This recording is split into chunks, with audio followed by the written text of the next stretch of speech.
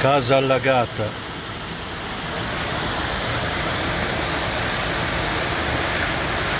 È stata una cosa velocissima perché ero in centro, ho detto beh adesso torno a casa perché praticamente sì, ha fatto dei temporali, però nessuno immaginava una roba del genere. C'erano due laghi, due fiumi praticamente sui lati della casa che andavano giù, hanno fatto 1,20 m in cantina. Andiamo a vedere perché i danni sono soprattutto in basso.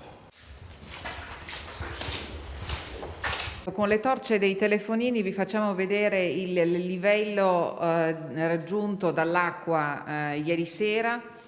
Si vede chiaramente gli schizzi su tutto il muro e il livello dell'acqua che è arrivato fino qui. Qui ancora c'è dell'acqua, l'acqua è scesa. Da queste scale si vede ancora del fango, all'interno ci sono i vigili del fuoco che stanno svolgendo i loro sopralluoghi. Qui c'è acqua dappertutto, acqua ovunque, fango. È tutto distrutto praticamente. Valigie, cose depositate, è tutto andato, penso.